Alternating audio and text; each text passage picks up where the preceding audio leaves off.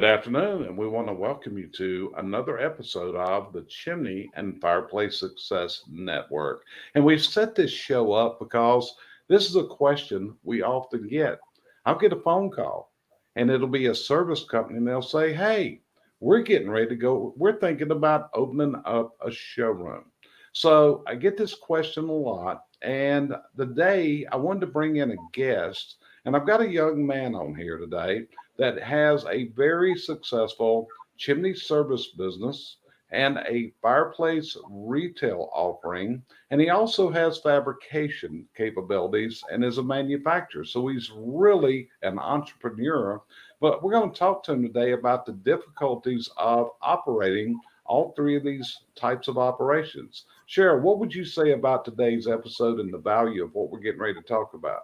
Well, the value from my concept is the fact that it's hard to run one business. And even though all three of these belong to the same gentleman, he is mastering and making a good run at doing all three of them. Very few people can do that and become totally successful. So I hope today we can find out some of those long lost secrets. Yeah, and like I said, he reminds me a whole lot of me because very similar to what he's doing was what we did. We had a service business, we had a retail business, and then we went into the fabrication building business, which is Cheryl's business today, IBD Outdoor Rooms. So stick around with us. We're going to be right back, and we'll have our guest on live, and we'll have some really good discussion today. And we appreciate you being with us as always.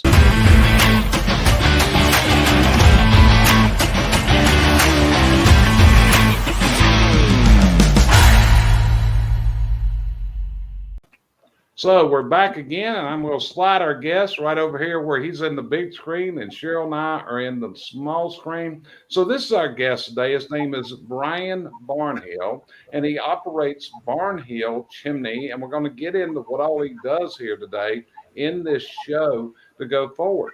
So anyway, Brion, good to have you with us today. I appreciate you taking some time because I know you're busy in the middle of November like this. Would that be correct? That's right. Thanks for having me, guys. Hey, it's really an honor, Brion. You know, I've heard you speak sometimes and really learned a lot about you. I've known you for years. But so people know, let's do a little bit about your background. What did you do before you got into the chimney industry? Or did you start this right out of high school? What was your deal? So right out of high school, the summer after high school, I got a call from my brother, David Fireball Barnhill III. And he was working for a chimney company in Atlanta, Georgia called the Mad Hatter. And he was a suite tech for them. And he said, "Hey, I'd love you to come down and ride on a truck with me. I've got this gig working for a chimney company." And I said, "Man, that sounds great." Well, I got down there and they didn't need me in the field. So I ended up working, answering telemarketing or doing telemarketing for them. I made it 3 days, Jerry. Really? Yeah, I'm very familiar with the Mad Hatter. They're actually in Alpharetta, Georgia, if I'm correct. That's right.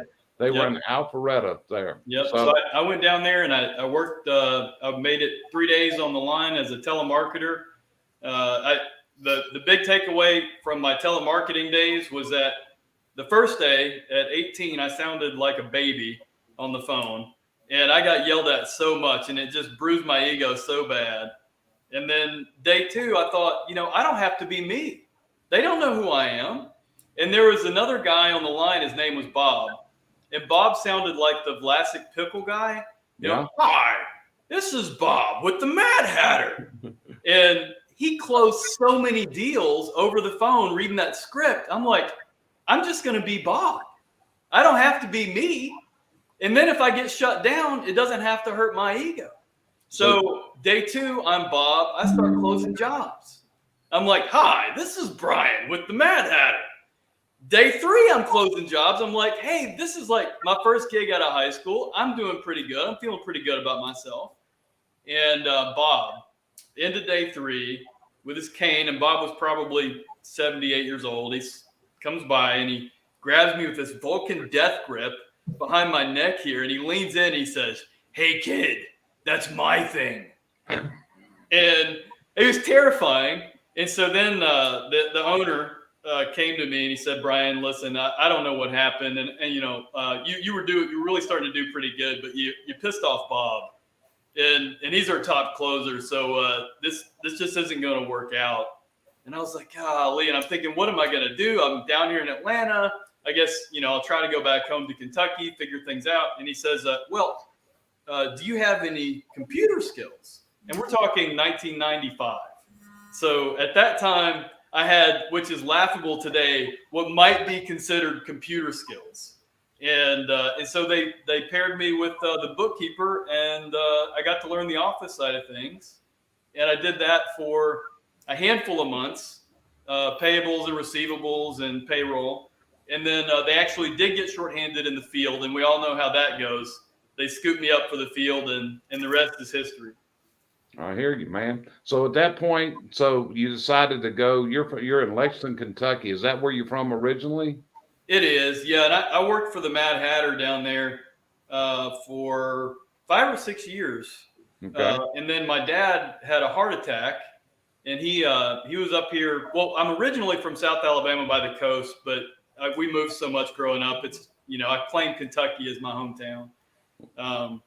But Dad had a heart attack, and I was afraid I wouldn't have more time with him, so I moved back to Lexington to be close to Dad, and went back to college.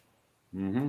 And I started Barnhill Chimney to pay the bills, to put myself through school. I originally named it Arrow Chimney after my dog, who rode with me to every job the first, I don't know, decade that I ran the company. Gotcha. Well, you know, you said you were from Southern Alabama, but I'm gonna tell you something. Start telling people you're from LA.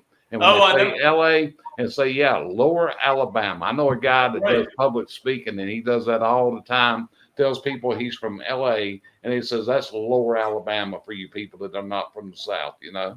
And they claim that down there. The family farm is 3 miles from the Florida line. I hear you, brother. So you spent some time down on the Redneck Riviera growing up, probably, didn't you? I mean, back before it was cool.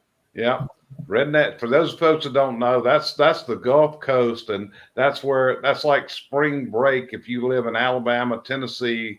What's that beach down there? Palm Beach, or what's the beach y'all got down there? Orange Beach. Where? Orange Beach. Orange Beach, okay. Yeah. But I know Sheryl and I were down there one time, and it was spring break, and we never seen so many kids pulled out of cars by policemen with handcuffs on them and all that kind of stuff. Oh, yeah. Yeah. So you went back, and then you opened up a chimney service business. And that day we didn't call it chimney services. We were chimney sweep business back in those days. So you opened up in Lexington. So that was your first venture of entrepreneurship whenever you opened up the chimney sweep business. Am I correct? Yeah, that's right. And at that time, I did not intend on making a career at it. Really? You know? I was going to do something that Mama would be proud of at the time. And they were okay with me, you know, chimney sweeping to get myself through school. They thought it was, you know, it was good of me to earn my own way through. And I was studying business and science classes, but I didn't know what I wanted to do with my life. And one day I was just done with a few sweeps. It was October, and I really just had a phenomenal day. And I'm thinking to myself, this is what I want to do. And I didn't know if I could really make a solid go of it, but that was in that moment. And I remember it like it was yesterday. Just, this is the thing. And this is, you know, it might not be what Mama wanted, but yeah, this is what I'm going to do. Yeah. So when you went back to Lexington, you started this business from scratch, or did you buy an existing business when you got back to Lexington? No, I just hung a shingle, so to speak. I took out an enormous ad in the Yellow Pages back when that meant anything, right? And prayed for the phone to ring. Mm-hmm. Yeah, right. And then the phone did ring, and I was making a solid go of it, and that was Arrow Chimney Company. But everybody kept saying, "Call that Barnhill kid," and I finally just got tired of arguing against folks that it was Arrow Chimney Company. I don't know, call that Barnhill kid. Yeah. So, well, you know, Brian, I'll tell you something. Back about that length of time, I think you decided to go to a seminar that I was teaching back then. because there's a friend of yours there in that area. His name's Jeff Gitlin. It was a retired chimney sweep. And Jeff called me and said, hey, this guy's coming down to your class, so I want you to make sure you do as best you can for him to help him out as much. That was probably 95, 96, 97. Do you remember that? No, you're absolutely right. And I'm glad you brought that up, because I was going to say that, it was Jeff retired, and he called me up and he said, hey, would you like to buy my customer list? And I jumped at the opportunity. And Jeff had the best customers.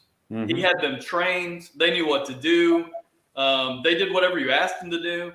And he ran a really solid business. And the best thing that I got out of that was a mentorship with Jeff.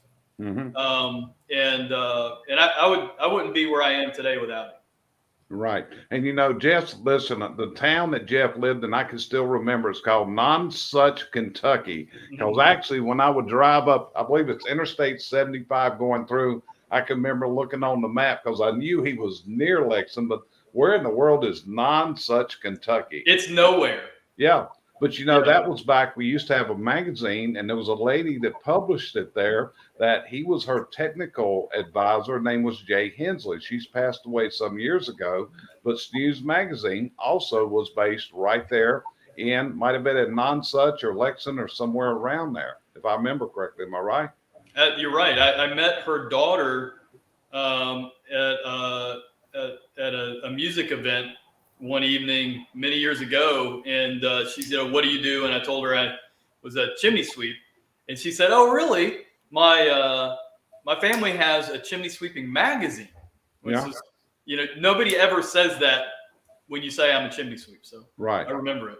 Yeah. So Sheryl, I've kind of hogged this up. You got any questions for Brion before I keep going? Imagine that. Okay. Yeah, Brion, I think it's super what you've done. One question I think that I would like to know is, do you begin with the product or do you begin with the service when you're working with your sales? Well, I definitely had a service business before I had a hearth retail business. No, I meant now, what do you do? When we're moving on, we've got this set up. Yeah. I've had several people ask this. Yeah, and I think I know exactly what you're getting at. And I think it hits to a root of what Jerry started out talking about with having folks say, I'm going to add this on, right? Mm-hmm. And so it begs some of the major pitfalls that I ran into when I started out. And that is that I had this idea, and I think a lot of folks do when they start from the service side and they move into retail, that I'm already doing this. So I'm gonna stand up this store and I'm gonna put some displays in there, and folks are gonna come like a field of dreams and say, give me that fireplace. And I'm just gonna be able to add that into what I'm already doing, and it's gonna be cherries on top, gravy on the mashed potatoes. And that's what I did. Yeah, and so I went full bore into that plan, and it was a whole different experience than I planned on getting into. And I really I struggled at it, to be honest. The first client that I had in the hearth retail business that, turned on the neon open sign, "We're here world." And the first client that I had, I think, illustrates better than anything how retail is different than service. Lady walks in the door. She's an older lady, elderly really. And she says, hi, I hope you can help me. I've driven here from Eastern Kentucky 2 hours away. Right. And I said, absolutely. It's my first client. I'm excited to help her. And she says, she's got a little piece of newspaper clipping with her. And she says, I've got a wood pile and I want to keep the bugs off of it. And I said, okay, tell me more.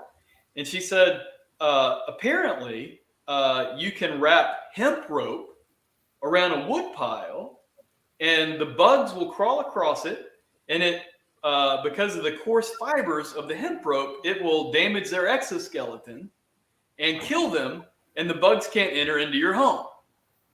And I said, honest, I've never heard of that. And we don't carry hemp rope. And she was so disheartened. She's driven 2 hours to solve this bug problem. And here I am breaking her heart. And I said, listen, we'll figure this out.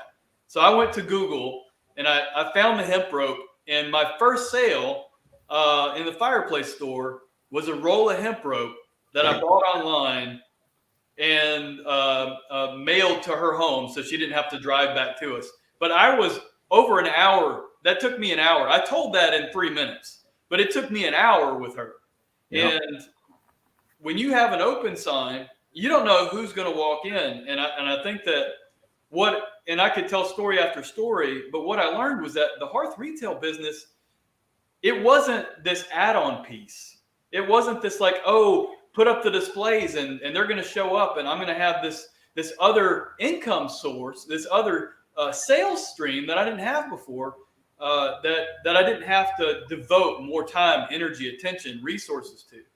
And the truth for us has been that, it can be a valuable resource for you, but we had to devote time, energy, attention, resources to it. Yeah. Yeah.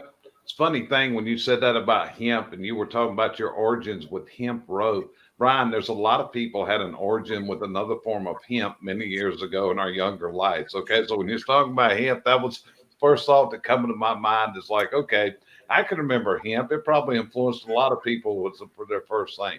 Yeah. So you just came to this conclusion one day that you wanted to go into the retail environment. So you built a very successful business. What do you think is Brion's secret to building this successful business when you've got the service business pulling at you also? Say that question again, Jerry. Okay, so you're going into this, and what was the major steps that you took to be successful in the retail business? Because you were successful in the service business, but like we both know, the retail customer and the service customer are not really the same type of customer to deal with. So what's some of the things that you found to make you successful in retail? There was a quote by Henry Ford, and it says, when you find you need a resource and don't get it, you'll find you've paid for it and don't have it. When you find you need a resource and don't get it, you'll find you've paid for it and don't have it. Mm-hmm. And so what that's really been a valuable quote to me to utilize is, when is the right time to bring a resource in? How do you scale, right? How did you make the retail business work, right? Yeah. So I propped it up, but it didn't have life. It wasn't existing on its own. It was sucking our resources. It was pulling my time, energy, and attention away from our core business focus, which slowed and stymied my growth on the service side. It pulled my attention away from my core focus. And so what I did to get through that was I reached beyond myself. Like you said, when we went to visit you, and I'm so glad that Jeff sent me, because that was actually, Jerry, one of the first times that I ventured outside of my own little sphere to realize that there was this bigger thing out in the world where chimney guys were networking with each other. Yeah. And so I networked my way out of the hole is what I did. I had a relationship with Alan Newkirk from Total Hearth. And he was a really valuable resource to teach me. And he put me in touch with other hearth retailers. Clay Dennis with Southern Hearth and Patio out of Chattanooga. And his own advisors and himself. He actually took me on. So he had different sales folks throughout the region, but he took me on as his personal client. And so he was an invaluable resource. You're talking about Alan? Alan, Alan was a great guy. I don't know if you know it. Alan is an entrepreneur of the top level. He started his Stove Parts Unlimited, and then he became Total Hearth. I don't know if you know or not, Alan used to be a sales rep for Appalachian Stove back many years ago. And then He actually, him and Appalachian separated, and Ken Warren, a friend of mine, took Alan all the way back to Lexington, Kentucky, got him home that day when everything was turning sour, and they actually talked out that business driving from Asheville up to Lexington, Kentucky. But yeah, Alan's a really neat guy. I've known him for many, many years. So Sheryl, what's your next question? Well, I mean, I look at this as a statement and you can finish it off as a question. I look at people that try to pull this off, and like you say, it sucks so much out of them. What gave you, unlike a lot of other people I've seen, what gave you that extra drive to keep striving instead of just say, I'm out of it and backing down? I mean, that's a really good question, Sheryl. And I think that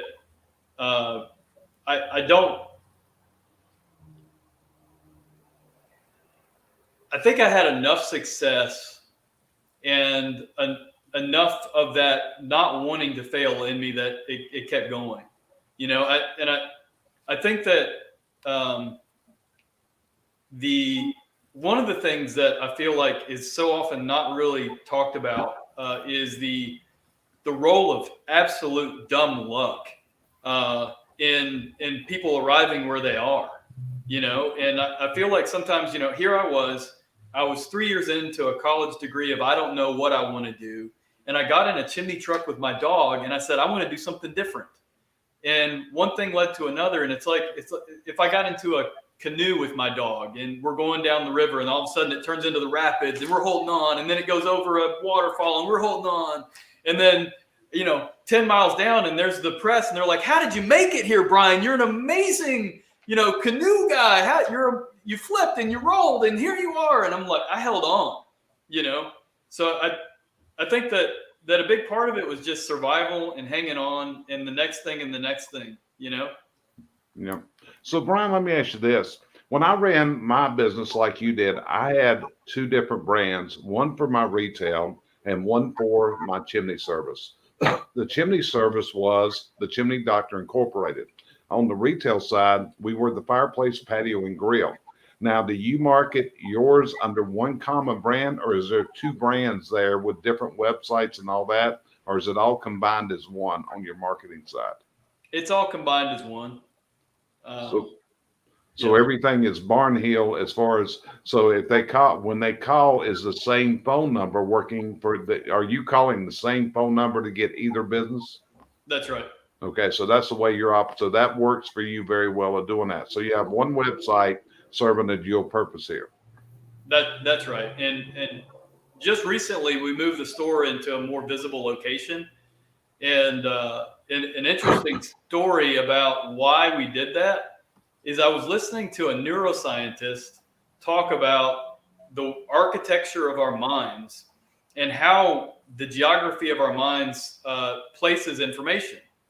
And she said, it's called place and face.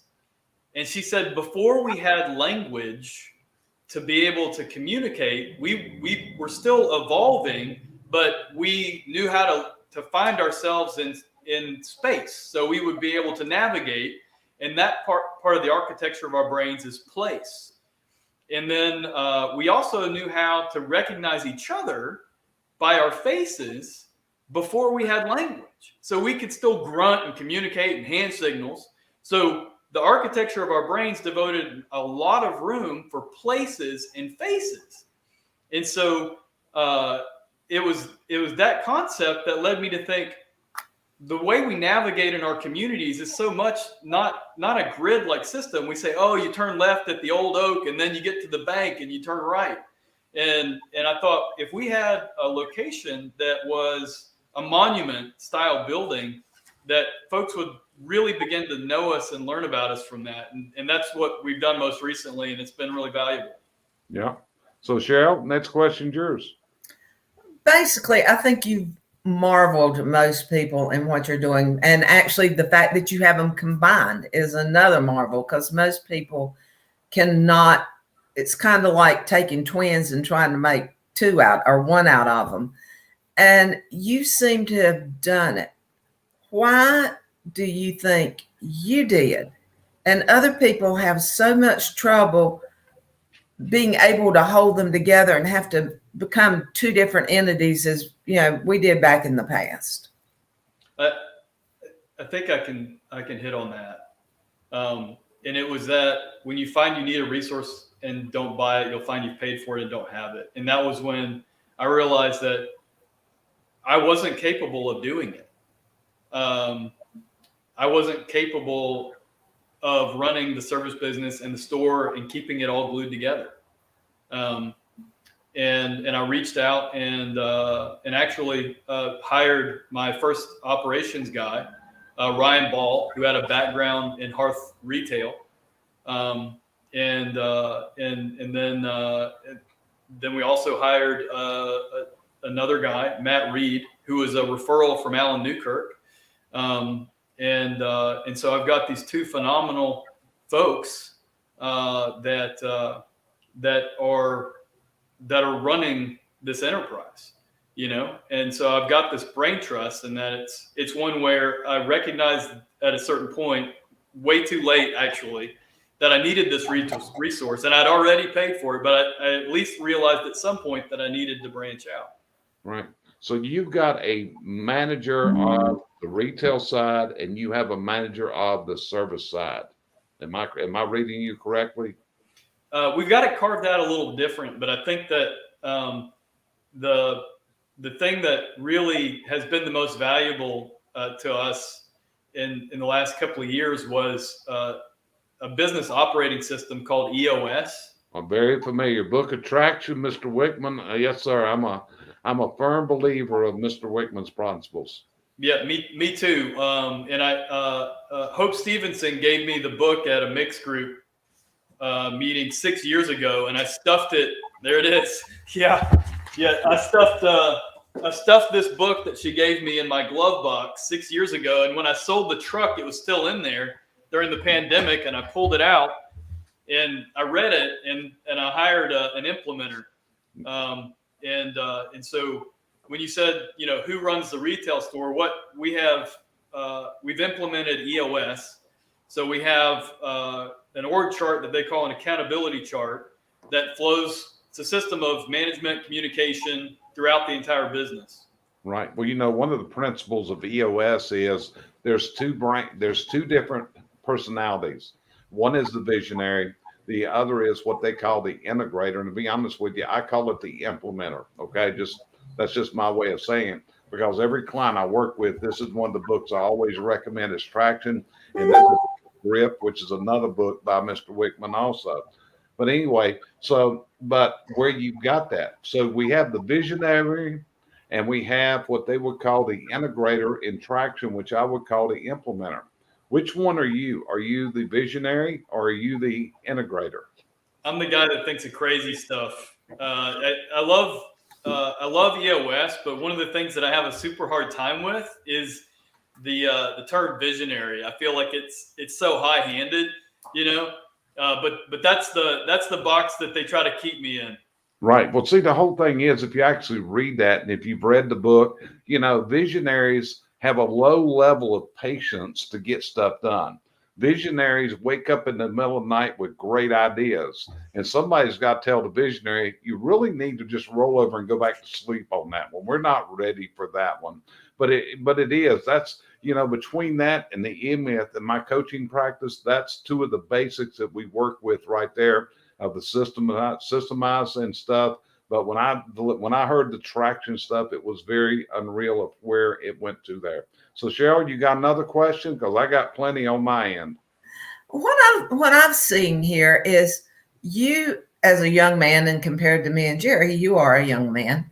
You have taken to heart the systems. You've taken to heart the learning, and we threw in the dumb luck with it, and it amazes me that someone your age is willing to go into that depth. It's more of a statement than a question. Mm-hmm. But well, I appreciate you saying so. I think that I've lived up to my mother's admonishments that I'm hard-headed. And I beat my head against the wall hard enough that I was forced into making those decisions, maybe earlier on than some would have, just from pain. And that's how we learn. You don't Yeah. train without the pain. And Jerry's an advocate of that. You learn from pain. That's But it. I did want a lot, and I'll kick in with another question when we hit the spot that I need. I'll just break in, Jerry, if that's okay. Sounds good. So, Brian, one of the things is, and there's a couple of questions I've got here on networking.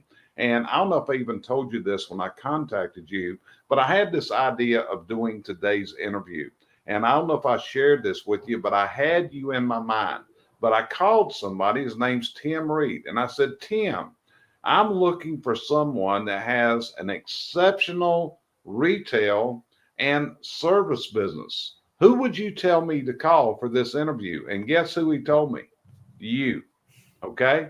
You're the one that he told me about to look up. And like I said, I've known you for years from way, way back and always watched from the distance. But I want to go a little further. In fact, a person's on here since just spoke up here named Debbie Weedwald, I think is a really good friend of both of ours up in Columbus, which actually brings me to the next question. I don't know if you know it, but you were in a mixed group, which is a management information exchange group at one time. And did you know I was one of the original members of that group, Brian? I did. And do you know why I dropped out of that group into it? I'm going to tell you exactly. There was a couple reasons, but one of them was these guys were mainly in the sweet business. And was Jack Pixley still living and a member of that group when you got into it? No, he wasn't. Okay, so anyway, we had the mixed group in our showroom, and he was Jet, and we had a lot of patio furniture. And this was the comment out of Jack's mouth: Jerry, there's no need on God's green earth why anybody needs this much inventory, because we're in the dating orders. We were a Travis dealer. We were buying heavy inventories and patio furniture, gas logs. I mean, we had a really massive inventory there. So was the mixed group, was that helpful to you in developing your retail end, or was that more on the service end when you were in the mixed group? Because I believe you have dropped out of it now also. Yeah, that's right. The peer group was really valuable for me on a lot of levels. Not the least of which is just the camaraderie, the brain trust, that you're not alone, that came out of it. The book Traction ended up in my glove box because of that interaction. Mm-hmm. And I got to see Mark Rizzo's successful hearth store in San Francisco. Mm-hmm. And so it wasn't so much from a nuts and bolts of running a hearth retail business as it was just more on the business side. Okay. And what came from, just, how that goes, networking with other professionals. Like there's somebody that's figured it out. And in that group, there was a lot of folks that had figured it out, a lot of different things, So it was a fantastic group. Yeah. So recently, didn't you have Tim come and work at your place? Didn't he come in and work with you guys?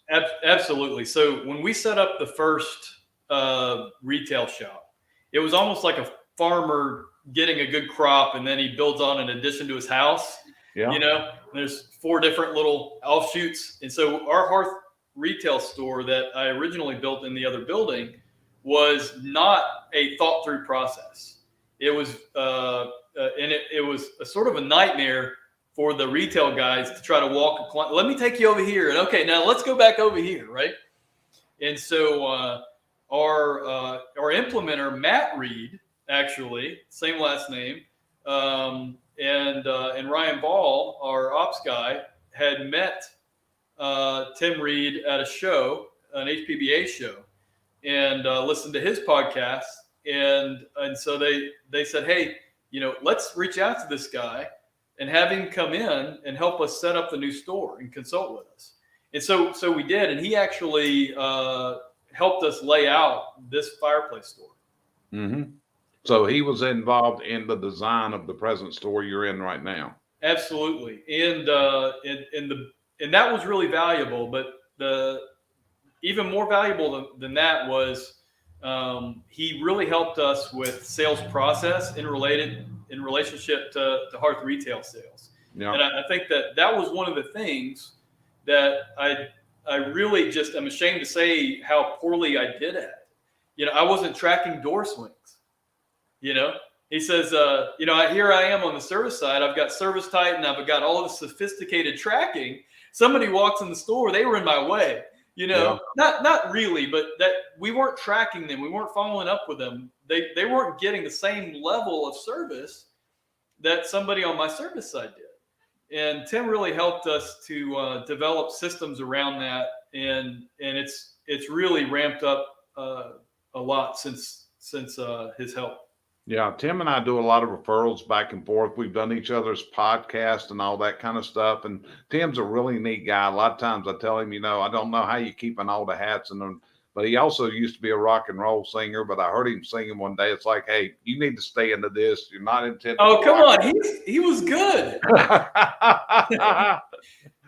So, Sheryl, you haven't butted in. You got something out there, sweetie?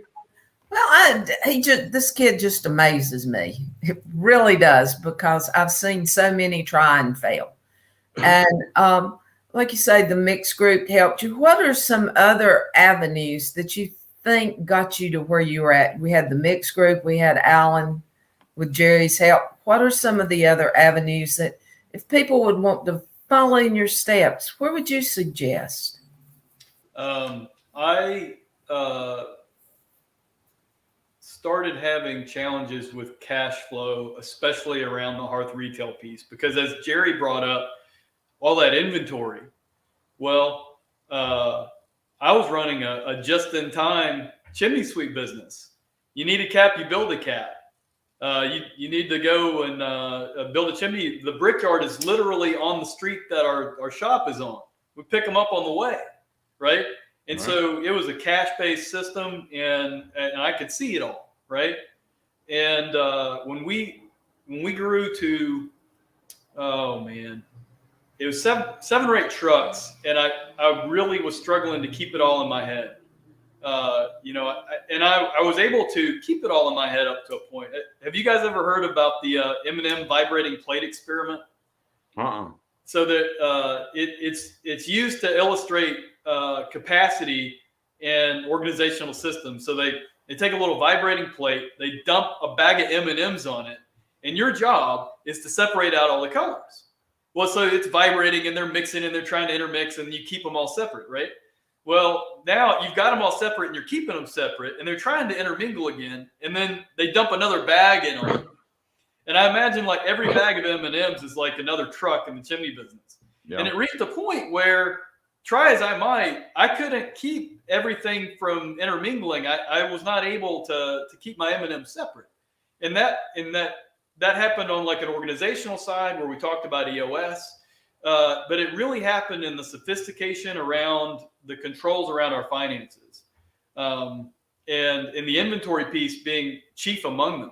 And I reached out to a guy here in town, a CFO, and he really has been instrumental in helping us get things to where we have a better sense of that cash flow. Right. So you have a CFO locally that works with you, and so people understand CFOs help you to plan for the future. Accountants help you track the past. But then your CFO's incremental for helping you to plan where you're going to. Would you agree with that assessment? I would. And the fellow's name that I use here in town is Tim Guthrie, and he's been just fantastic for me. And I think that one of the most valuable things about that relationship is that it's somebody from my hometown. And it's somebody that I can have a personal relationship with. He's a friend of mine. Actually, when we were one of the 5 top heat shield dealers, and we got to go to the Indianapolis race. There's 5 dealers that got to go, and I kidnapped him and took him with me. Because he was however much per hour, and I got him for like all the hours there and all the hours back for free. There you go. That's kind of, who Tommy Mello is? Yeah. Okay, this is what Tommy's a really good friend of mine. We talk a lot and all that, but that's why he invites all these guests on his podcast. He said, Jerry, this is free coaching. I get people like Michael Gerber and other people like this to come on to my podcast. And then I'm getting their services for free. So you did a really good thing. You just stuck him in the car all the way to Indianapolis with you, right? That's right. That's So right. do you have two separate budgets? One for the retail side, one for the service side? Uh, our budget does encapsulate some aspects of the retail business, but it's not as granular as, like the Hearth Retail Associates are included in the macro budget, but there's not a side marketing budget for Hearth Retail. Okay, so some of it is intermingled. It's like I had one client one time. He actually kept two inventories. He had even the flex pipe. If he was buying relining pipe, he had inventory for the retail side and one side the warehouse, and for the service company, it was over here. So this belonged to the retail. This belonged to that company over there. It was he had actually set up two corporations in it. Oh, wow. Yeah, it was kind of an interesting thing. I had another client one time call me back. It's like 1995. He called me up. I was before Cheryl and I even got together, and I was home. He called me up. He said, Jerry, he said, I want to go into retail business. And I said, tell me why. And he told me why he wanted to sell this and that. I said, well, okay, but you want to be aware of this, this, and this. And then about 25 years later, he called, he was a client, and he said, Jerry, I want to close the retail. I'm tired of it. And here was what his thought process was. He said he just got so tired of people just could walk into his store at any time and disturb everything. And in the service business, you don't have that. We don't have consumers necessarily come in that. Do you feel that way sometimes that the customer can be disruptive to your life in the retail side? 100%. And really, Tim Reed helped us change that. Okay. We had my sales associates also answered the phone. So they were helping book jobs, and they had other aspects of the workflow of the service company. And when he and Grant Falco came in and they did a deep dive with us for 2 days, and when we came out of that, it became just, there was egg on my face, really. Some of the things that were just so incredibly obvious that we weren't doing right. And that was one of them, is we didn't value that client. I wouldn't have my service tech driving out to do a sweep call and have him on a VYP trying to schedule a job for me. Why is that? Because I want him to focus on that client, right? I want him to do the very best job for them so that we can have the best value for us and for them. And yet here I am, I'm having my Hearth Retail Associates, they weren't incentivized properly. They were, their roles and responsibilities weren't carved out for them to be successful. And when we changed that and gave them a plan to be successful, man, the very same folks really took off. Okay, great. Cheryl, another question? Okay, we're going to speculate future. Okay. Have you put much thought, as we all need to be doing early on, into your exit plan with having basically 3 businesses married together? Have you speculated on an exit plan? I've ruminated on it. I don't have one, but I definitely have thought about, like, what does that look like, and what are those next steps, and really EOS has given me the ability to even look up and say, what would that look like now? A business that's running well enough that I'm not being called in at every moment has those opportunities for you to think about, like, what those next steps are. So to be fair, Cheryl, I don't have an exit strategy yet. I am having a lot of fun though.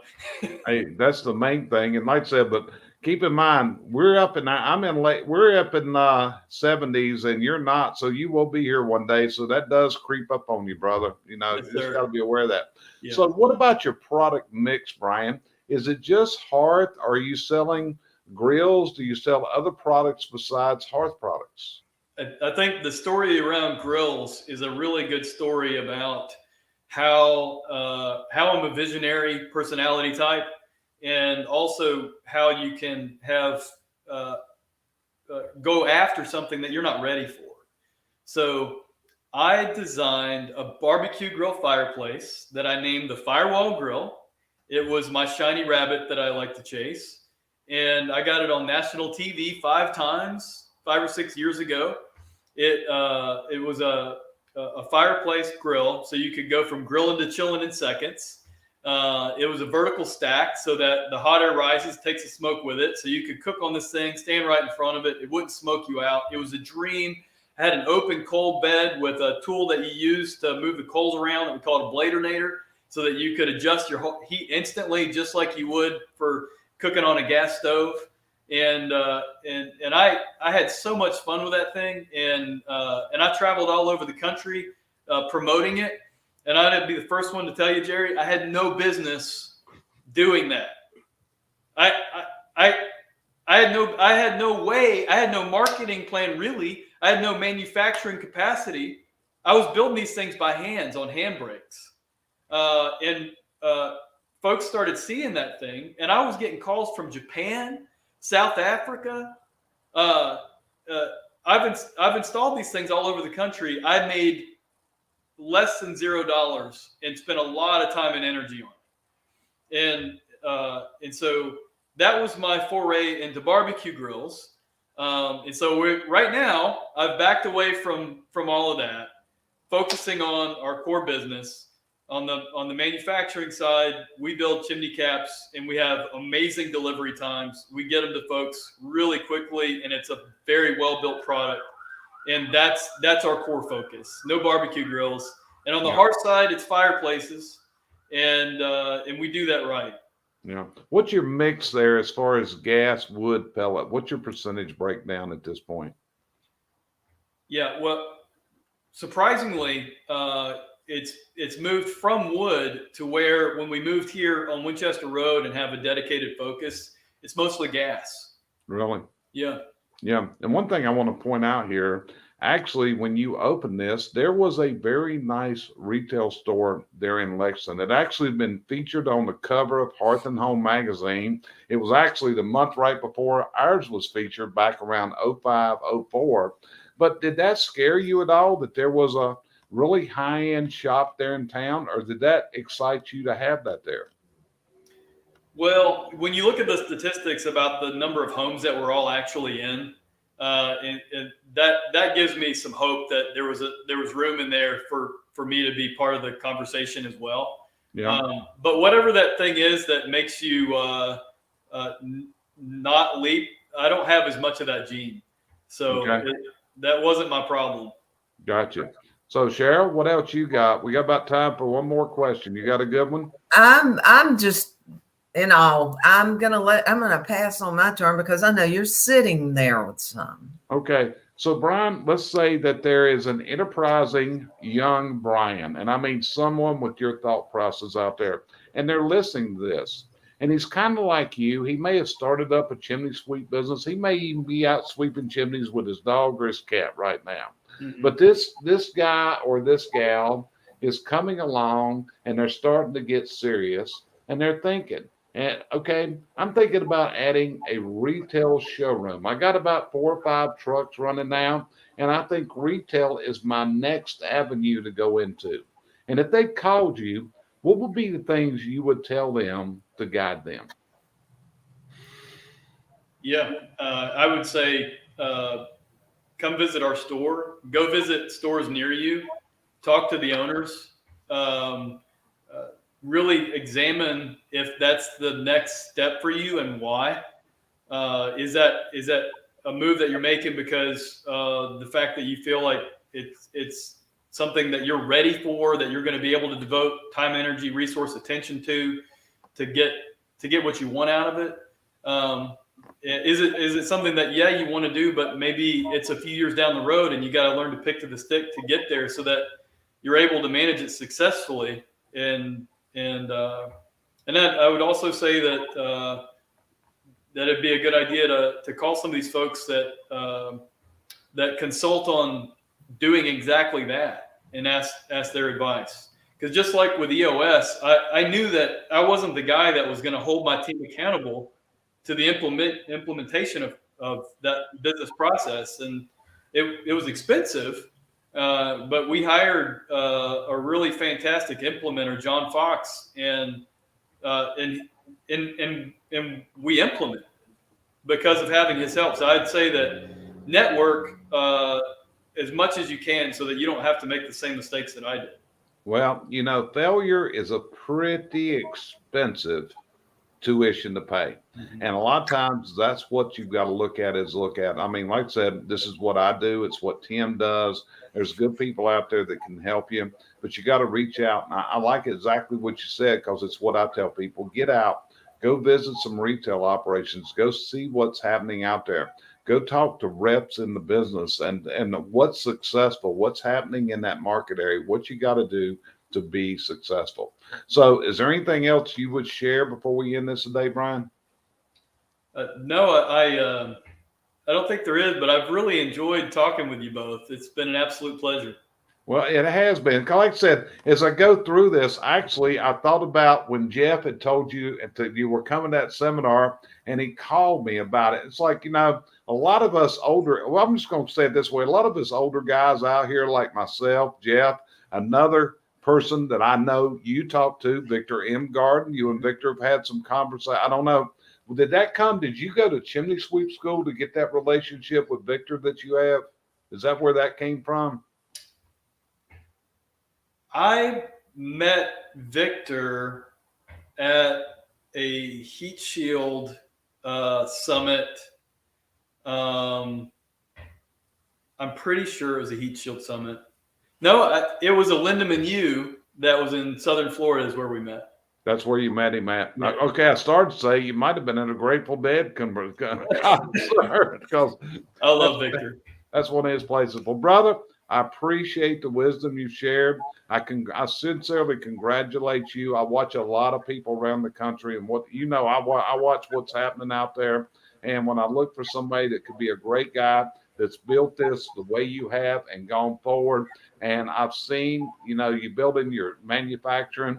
I actually remember that grill fireplace deal you had. I remember when you came out, it's kind of, when you said that story, I was going to tell you, hey, you need to come to Concord and walk through her warehouse and see the tens of thousands of dollars and even hundreds of thousands of dollars of some of my bright ideas in the middle of the night.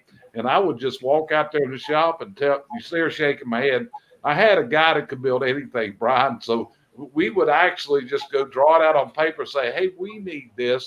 We've started developing biofuel burners and all kinds of stuff. It's just these bright ideas you got out there, So we have more white elephants than any other entity that I know of.